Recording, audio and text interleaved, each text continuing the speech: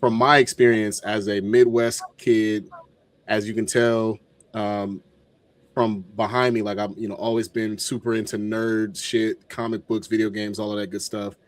And I think it is super commonplace now to merge those two worlds together. But when I was coming up, that was like all of the hip hop niggas was secretly nerds, but you wasn't allowed to like experience that shit for real until Lupe Fiasco, bro. Lupe Fiasco 2005, I think it was 2005 or 2006. Food and Liquor. And I remember when I talked to John about this, when I first heard Lupe, before I started getting into his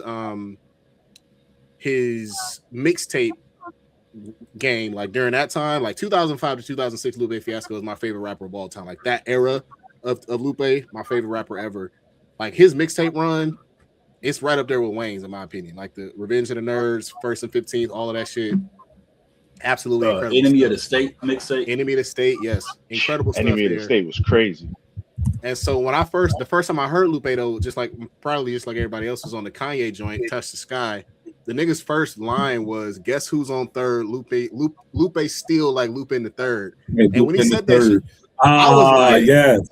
As a kid, I was up watching Adult Swim at 2 a.m. Like, oh shit, you know who Lupe the third is? And I feel seen. Exactly, bro. Like that was the first time ever. Shout out to Feek for the cannabis line, but I wasn't hip on cannabis back then. But that was the first time ever as a young hip hop fan where I was like, dog, this nigga speaking my language. He said that to me, like specifically, right? And so like that merging and the normalization of bringing in this like nerd element to hip hop, which was always there. Don't let anybody tell you otherwise. Especially the producers, all the niggas were nerds. Like nigga, Wu-Tang would name themselves after fucking comic book characters and kung fu. The nerd shit. Shout out to Wu-Tang. Wu-Tang definitely was probably the first to do that. But I don't know if I would really like. I think Lupe took it to a different level because I think Lupe was a little bit more explicit with like, I am interested in anime and video games. Like like the album had a fucking samurai sword and like that nigga was floating in space with a samurai sword in a boombox, bro. Like it's not in frame right now, but I literally have a samurai sword behind me. I was like, because of Lupe Fiasco, bro. Like, if we say his name enough, he might show up. That nigga will pop up on the screen. Lupe, y'all know I had beef with Lupe, but I fucks with some of his stuff. Also, Lupe was the first rap nigga to be rocking Goyard. Like now, the rappers are rocking Goyard. He was one of the first niggas rocking the Goyard print. Yes, back in the day, and that shit was dope too.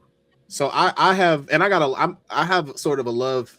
It's not a love-hate relationship. I've been frustrated a little bit with Lupe because he's so brilliant, bro. He's such a genius. I think he does the thing that a lot of smart people do, and I have been guilty of this, where like you can't let little shit go, and like, man, like I need to prove to you why you're wrong about this shit, and that's not for everybody, right? And I see that in myself. I see that in Lupe. I used to see it in Kanye before he went totally left.